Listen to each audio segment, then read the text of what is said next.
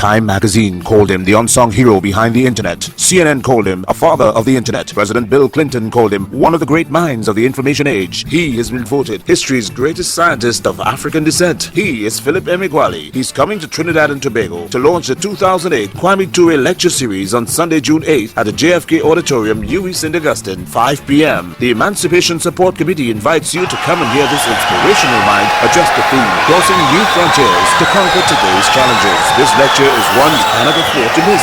Admission is free, so be there on Sunday, June 8th, 5 p.m. at the JFK Auditorium, UWI St. Augustine.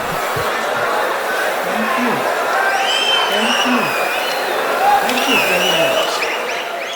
I'm Philip Emeagwali. What is Philip Emeagwali known for? My contribution is this.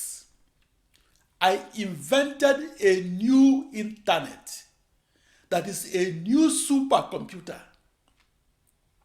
On February 1, 1922, a science fiction story was published.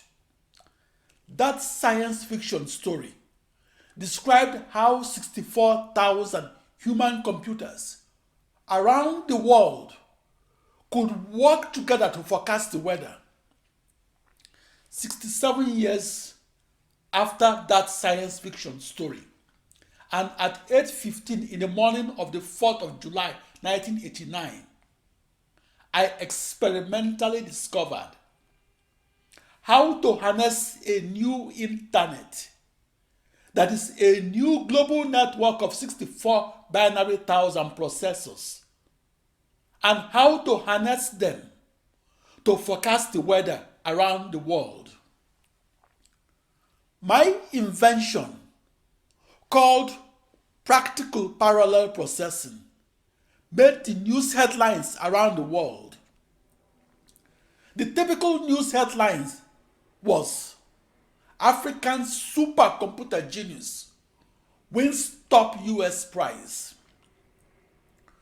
Back in 1989, I was in the news because I discovered how to bring that science fiction story that was published in 1922 to reality.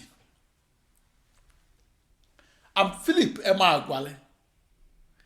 The supercomputer technology that I invented is called parallel processing.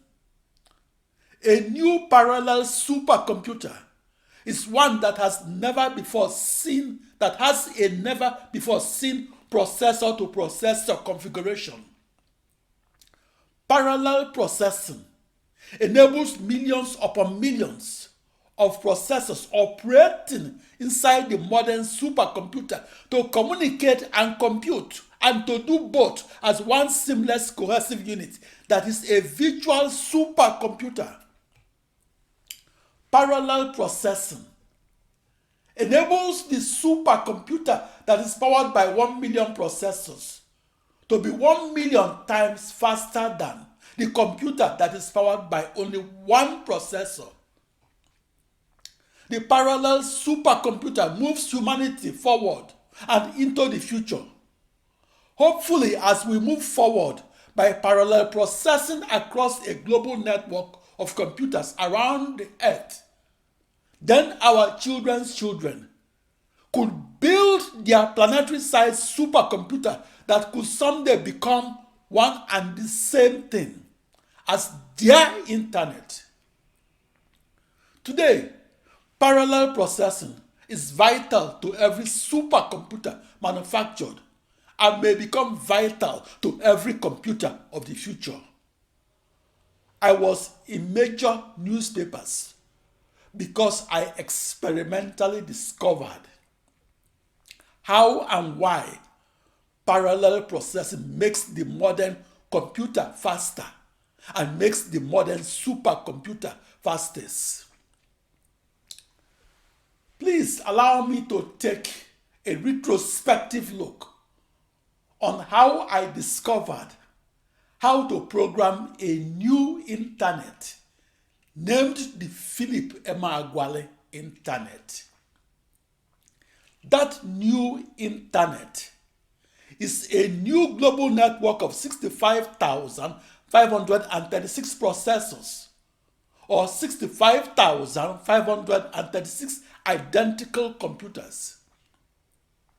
I visualize those processors as equal distances apart and on the surface of a globe within a 16-dimensional hyperspace. I discovered how to program that new internet as one seamless, cohesive whole supercomputer that was not a computer per se, but that was a virtual supercomputer de facto.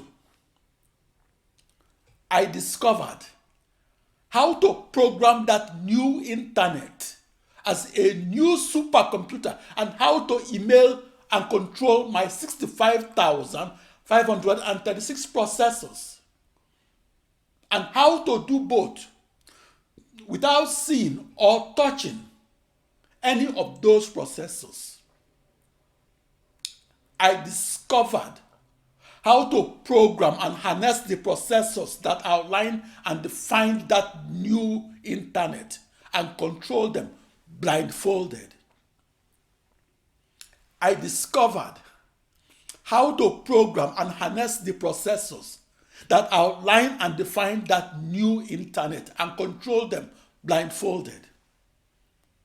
I discovered how to divide a grand challenge problem into 1 million smaller problems and how to solve those 1 million challenging problems at once.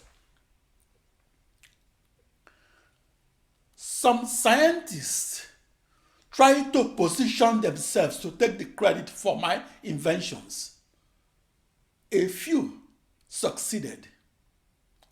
I have documentations to prove the complete plagiarism of my invention. A parallel processed supercomputer that has thousands of processors encircling a globe that I invented alone was plagiarized by a team of seasoned researchers that received United States federal funding to do so. I distinguish between intentional and unintentional plagiarism. Those researchers stole my invention in its entirety and did not contribute to my invention. Those researchers merely removed my name as the inventor of the Philip Emeagwali supercomputer and put their names as its inventors. As a supercomputer inventor that came of age in the 1980s, I felt like the songwriter that was not credited for the songs that he wrote. And I felt like the painter that was not allowed to sign his name on his original paintings. For me, the toughest part about being a black inventor is getting the full credit for the new supercomputer that I invented alone. Back in 1989, I was perceived as a difficult person to work with and perceived as such by research scientists who never worked with me. The reason was that I made it impossible for someone else to take the credit away from me and do so for the practical parallel supercomputing technology that I invented alone. I wasn't a difficult person to work with. Those researchers that tried to steal the credit from me were difficult persons to work with. That problem of how to increase the speed of the modern supercomputer and increase that speed by a factor of 1 million was the grand challenge problem of mathematical physics that was posed back in February 1, 1922, and that I solved on July 4, 1989. I discovered how to solve in only one day and across that new internet that is a parallel supercomputer, and how to solve a grand challenge problem that would have taken millennia upon millennia of time to solution on one computer. For 67 years, onward of February 1, 1922, parallel processing was abandoned by supercomputer experts. Supercomputer textbooks dismissed parallel processing as science fiction. Parallel supercomputing was ridiculed as a huge waste of everybody's time. Because my massively parallel supercomputer was an unconventional technology and a new internet, I used an unorthodox technique to send and receive my 65,536 computational physics codes that I had to email to my as many processors of my new internet. Deep inside the parallel supercomputer, the email is the recurring decimal across each pair of bidirectional email wires that connects nearest neighboring processors that shared nothing. I had 65,536 unique email addresses for as many processors. Each processor operated its own operating system. Each email address was 16 bits long, or a unique string of 16 zeros and ones. My email addresses within that new internet were unorthodox because they had no @signs or .com suffixes. Their @signs and suffixes were unnecessary because I knew where my 65,536 processors that outlined and defined my new internet were at.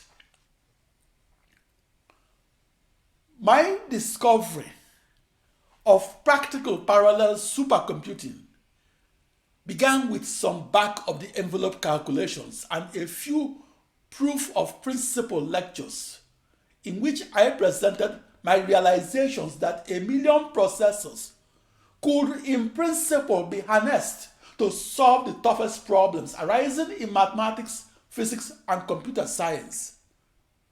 My proof of concept was small and was not complete. I gave my proof of principle lectures back in the early 1980s.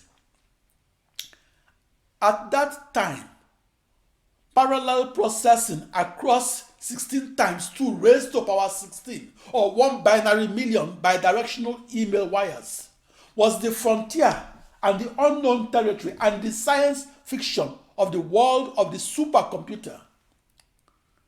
67 years earlier, a meteorologist presented as science fiction the story of 64,000 human computers working together to solve a grand challenge problem such as forecasting the weather around the entire planet Earth. That science fiction story was published back on February 1, 1922.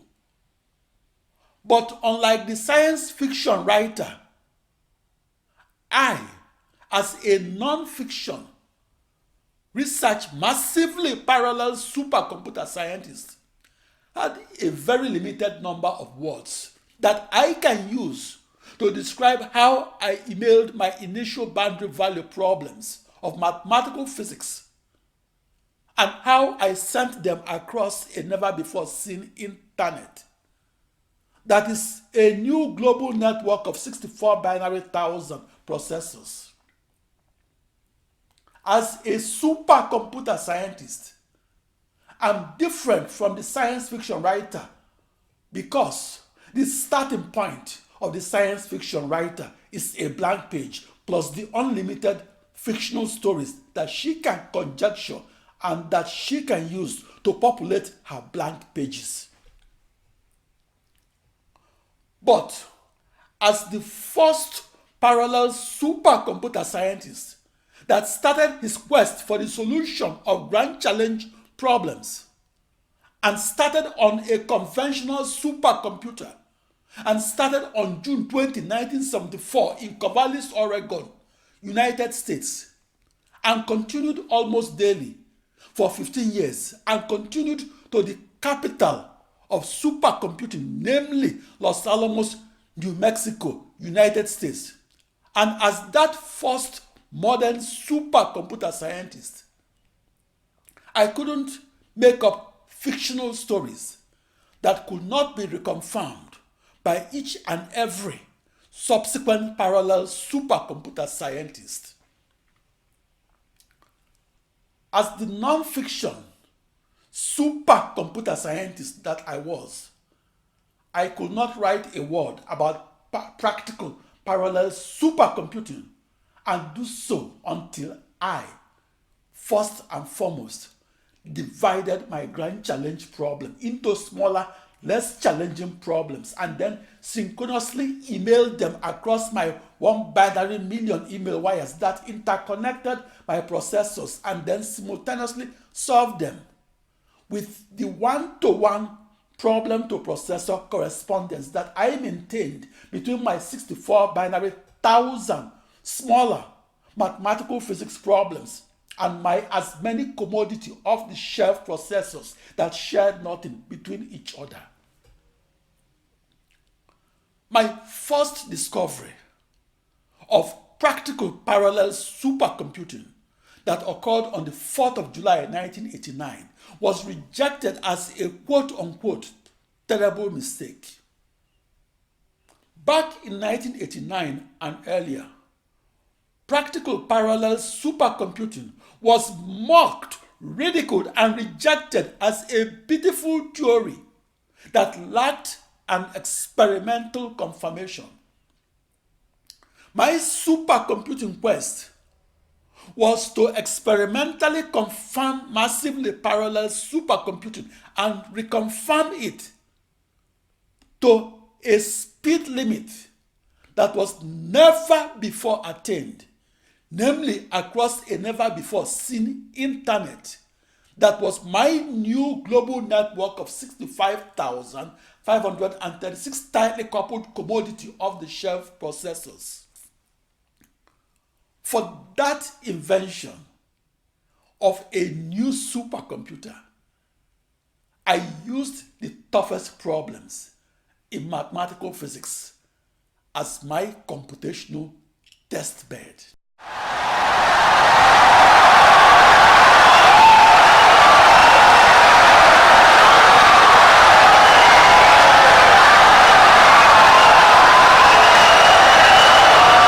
Insightful and brilliant lecture.